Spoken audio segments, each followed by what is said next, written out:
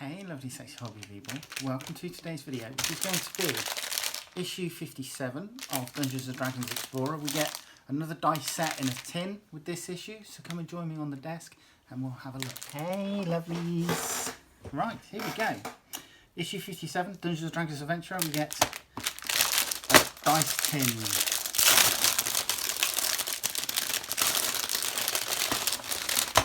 Ta-da! Let's put that there. Put that there. Let's just get the dice and take the plastic out. They actually look really nice. So just pop those there. Just put that there.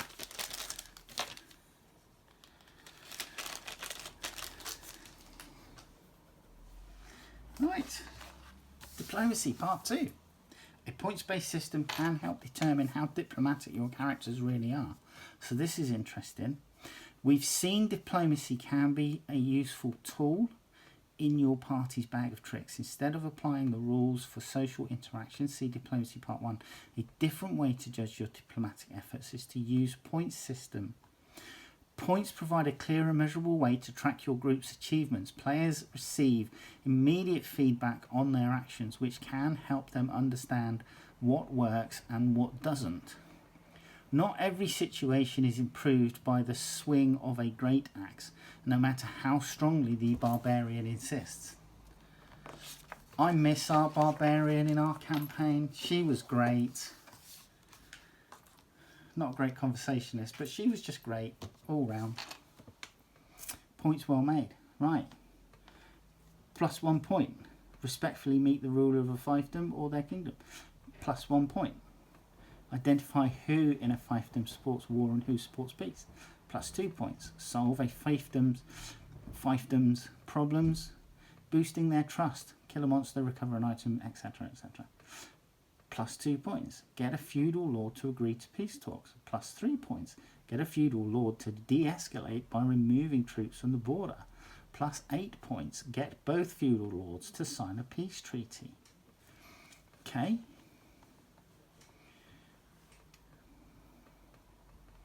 That's an interesting way of doing it. Diplomacy Part 3. The choices you make for your character can greatly enhance your attempts at diplomacy. Not every encounter in Dungeons & Dragons sees combatants drawing back bowstrings, swinging swords or hurling eldritch blasts. Even in a dragon's lair, you may find yourself wielding words instead of weapons. And it's possible to build a character that's better suited to these exchanges. Your choice when it comes to your character class and the skills you prioritise can aid those social interactions. While a factional species might add flavour to the way you roleplay those moments. Classes: Bard, Rogue, Paladin, Sorcerer. Right, so Bards, Paladins, Sorcerers and Warlocks all tend to have high charisma, since that ability also empowers their spells. Rogues and Paladins also have class features and role-playing hooks that will make them skilled diplomats. Okay. Ooh. I might screenshot that and send that to the other characters in my group. Oh, explosives! Our DMs refuse to give us grenades. She says they're overpowered and she doesn't want them used. I like a good grenade. I've thrown a few good grenades in my time. So it would be nice to be able to have them, but yeah. Being a DM can be a blast, especially when you spice up adventures with a few fireworks. If something goes boom in the Forgotten Realms, you might reasonably expect it to be the result of magical power. However, there are some in Faerun who have discovered and mastered the creation of non-magical explosives, such as bombs, grenades, and the alchemically formulated smoke powder. Smoke powder. Faerun's magical alternative to gunpowder It can be used to propel a projectile from the barrel of a pistol or rifle or contained within a bomb. Like gunpowder, it is typically stored in airtight wooden kegs containing enough smoke powder for 500 shots, or small waterproof leather packets containing enough for 5 shots. If it is ignited or even just dropped or mishandled, smoke powder explodes. Interesting. But will it, if you just sprinkle it over a floor, it should just burn or flash rather than explode? Fragmentation grenades.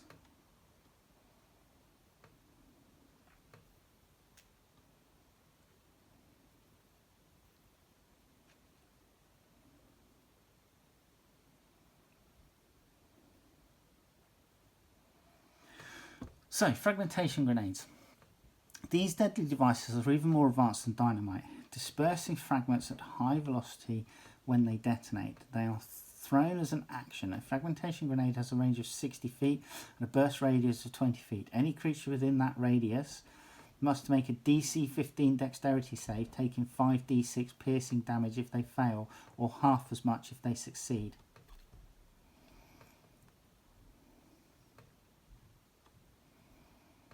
Rather than exploding, these grenades spew out thick smoke that heavily obscures a 20-foot radius area. This can be dispersed in 4 rounds by a moderate wind or just 1 round by a strong wind. Okay, cool. I want grenades. It's like the one really good thing that I was looking forward to was grenades.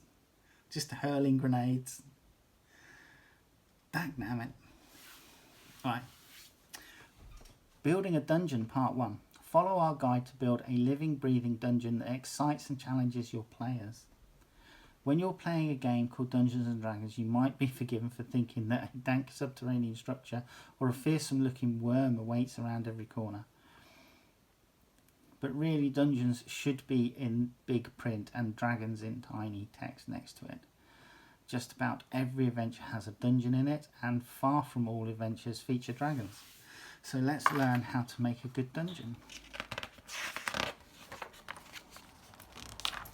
Here we go. Deciding where a builder chose to construct their great work is the first step in bringing a dungeon to life. You can choose the specific locale. Building in a city, catacombs or sewers beneath the city, beneath a farmhouse, beneath a graveyard, beneath a ruined castle, beneath a ruined city, beneath a temple, in a chasm, in a cliff face, in a desert, in a forest, in a glacier, in a gorge, in a jungle, in a mountain pass, in a swamp, beneath or on top of a mesa, in sea caves, in several connected mesas, or mesas, on a mountain peak, on a promontory, on an island, underwater. Roll or choose an option from the exotic location table is 96 to 100. So exotic location, among the branches of a tree, around a geyser, behind a waterfall, buried in an avalanche, buried in a sandstorm, buried in volcanic ash, a castle or structure sunken in a swamp, a castle or structure at the bottom of a sinkhole, floating on the sea, inside a meteorite, on a demi-plane or in a pocket dimension, in an area devastated by magical catastrophe, on a cloud, in the Feywild, in the Shadowfell, on an island, in an underground sea, in a volcano, on the back of a gargantuan living creature, that would be interesting, sealed inside a magical dome or force, inside a Mordenkainen's magnificent mansion. A Mordenkainen's magnificent mansion is an enormous extra-dimensional dwelling created using 7th level spell of the same name. It lasts for 24 hours. The spellcaster can create any floor plan they like, but its maximum size is 50 cubes, with each cube being 10 feet on each side. Okay then. Fair enough.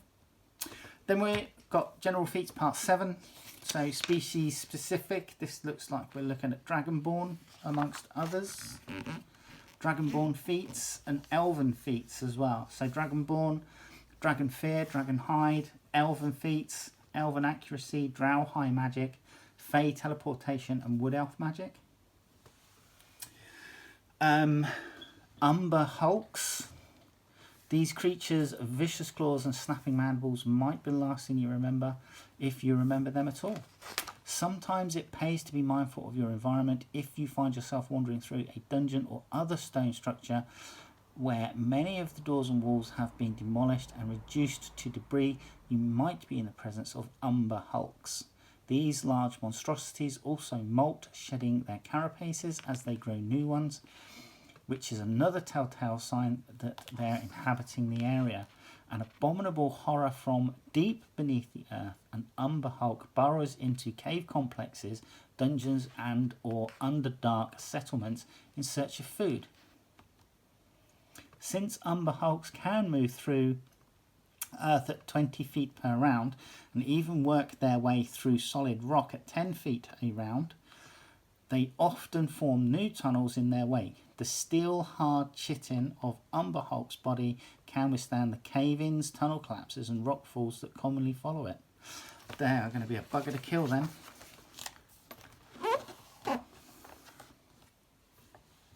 So,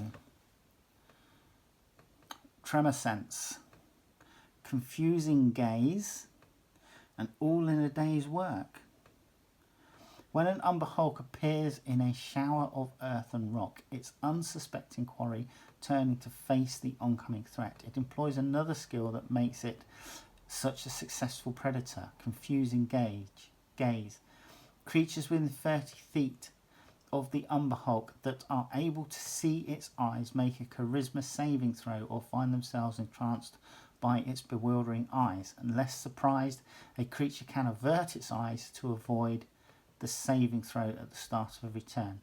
But if the creature looks at the Umber Hulk at any point in the meantime, it must immediately make the save. Yeah. Just make it more difficult to kill, why don't you?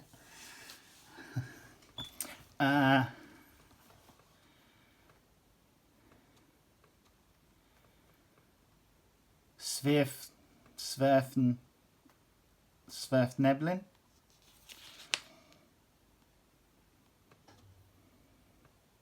Not all gnomes reside in the bright, shiny glens of the forest. Meet Sverfneblin, known as deep gnomes by folk who can't pronounce Sverfneblin. No, I can't. Gnomes are a varied people, with some residing in the bright glens and woodlands of the surface world, and others like deep gnomes preferring dark recesses underground. Cool. I mean, look good. Playing a deep gnome. If playing a deep gnome, you'll gain the hardy natures and resistance to spells, as well as their crafty abilities, gaining advantage on dexterity stealth checks at higher levels. You'll even learn to use. Learn their use of disguise, self, and non-detection.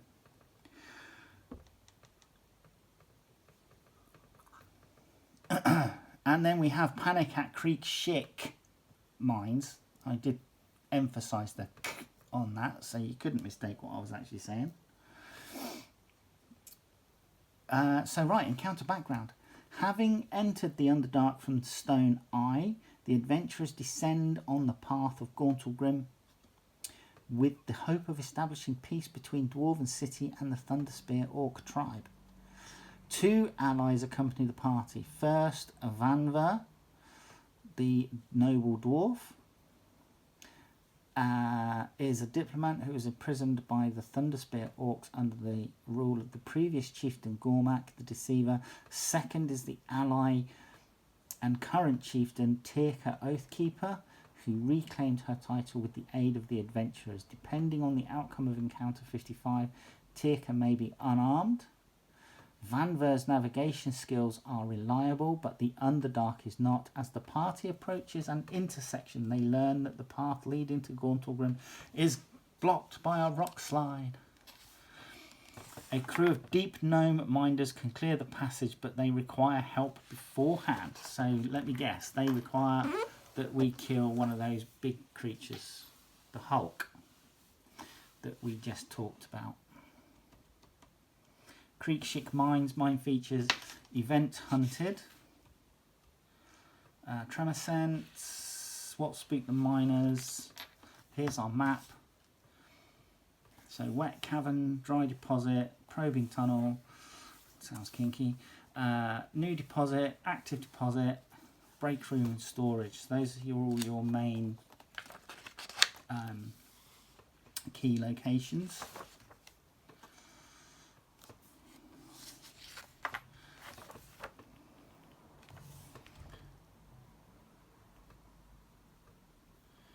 So they've given us 2 copies of the map here. So they've got one for the DM and this one for the players. So the players one doesn't have the keyed locations on it. Obviously the DM's one does. Smoke powder keg. And then we have stat blots for a deep gnome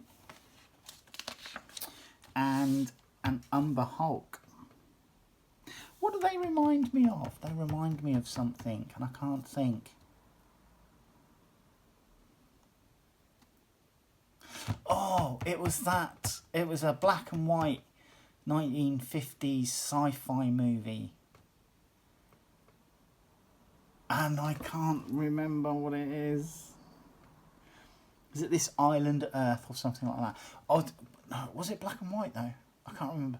But there were like these ant people or something, and some humans were taken on a journey with an alien who was more human-like, but they had to kind of pressurize themselves in these glass containers, and in one scene something that looked like this came in and attacked one of the humans, the earthlings. That's what that reminds me of. Showing my age now. Right, here we go. I like the colour of these. These are a nice kind of dark, deep green. Well, they look green to me, right? So don't at me if they're not, because I am partial colour. I like the colour of those. Nice deep green set. And contrary to the last set of sparkly dice we got, despite the fact that these are actually quite dark in colour, I can reasonably see the numbers on them. Let's have a look. So 8, 3, 6, 6 again, 12, oh these aren't good, 20, natural 20, 7, oops, go back, whoops, 9, 1, 4, 17, 16, 3, 11, 6, 3, 15, 3, 1 again. We won't be using this dice. 18. They look nice though. I like that dark green. That is actually really nice. Right, anyway, that is issue 57. I hope you enjoyed that, and I hope you will join me in the next video. Alright, take care. Bye-bye.